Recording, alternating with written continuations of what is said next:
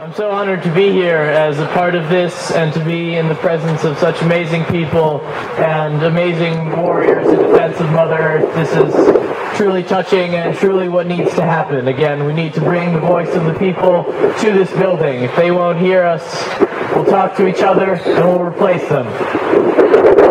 So I'm here in behalf of Crawford Stewardship Project. I'm speaking for Southwest Wisconsin, where the frac sand mining boom is just picking up into its full swing. We've been struggling to learn from our neighbors to the north who were hit before we were. We were fortunate enough to be able to go to our local government, to go to our county and pass a moratorium, to go to our local townships and put forward draft ordinances that could be looked at so that people could mitigate at least the worst effects of these mines and perhaps make them strong enough that the mines would never come. Not everyone participated in these, and unfortunately there's a mine proposed and permitted without the participation of the local people. They were pushed aside and are struggling to be heard now. So we're fighting that in court, and we'll be running recall elections soon and hopefully replacing those people since they did not represent the people. That's why this organizing is so important, because we really do have power when we are together, when we come together like this and we talk to each other about solutions that can come about and other ways that we can make our state work for all of us. We don't need mining jobs. There are a million different ways to make a living in this state, to make a good living. Farming, taking care and educating the children. Many, many areas that need more time, more energy, more brilliant minds. We don't need minds to take care of us. It's difficult sometimes to keep a cheery face on when we focus too hard on what's going on here in Madison in the halls of power, especially over the last few years. It's been really disheartening to see what's happened in this state, which has such an amazing legacy of protecting our resources. To see things like Act 1, the mining bill, and all the protections that stripped away. There's another bill that's very likely to be passed soon that hasn't come up yet. They're trying to pass SB 302 or AB 679, which would take away the DNR's ability to look at cumulative impacts of high-capacity wells when going through the permitting process. It also imposes a 65-day artificial limit on the time that they can look at this application. And so this is just absolute insanity. High-capacity wells are already going in at an astounding rate across the state and the country and the world.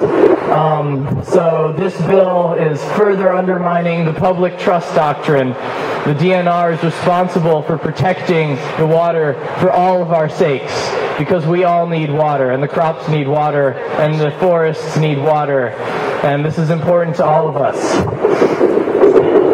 And then, of course, I'm sure many of you know of SB 349, the bill that was proposed to take away local municipalities' abilities to pass the sorts of ordinances that we have been passing in Crawford County to protect ourselves. Common sense ordinances that would mandate a minimal amount of monitoring for air quality, for water quantity, for blasting, time of days of operation, reclamation plans, recompensation for destruction of roads. There are any number of effects that a mine has on a small community that can be mitigated, and deals can be struck and have been struck. And some mines are operating responsibly, but those who do not want to operate responsibly simply seek to push through legislation for Madison here, where they have the ear of the people in power so that they don't have to listen to we the people anymore. Thankfully, people stood up to that, and after League of Conservation Voters Lobby Day yesterday and talking with our legislators, it's sounding like there's a good chance that this bill is dead in the water. So it's not over yet, and we need to keep up the pressure, keep calling your representatives and your senators, and make sure that we're all on the same page here. This is a Republican value here of local autonomy, local control. This is about all of us and about not letting corrupt politics get in the way of the work that needs to be done to protect ourselves and to protect our environment. And so, as uninspiring as sometimes things can be at the top, it's always what's happening here at the grassroots that always keeps me inspired and keeps me working and keeps me doing anything I can do to keep up this struggle that is so important for all of us. I just want to thank everyone that's here, all the Pinocchio protectors, all the Fraxan fighters, or the New Sandanistas, as my friend in Illinois calls us. So all these networks and coalitions are so important, and the voice of the First Nations in this conversation is as important as ever. They bring such an important perspective to this and have such a deep attachment to this land, and their words are inspiring.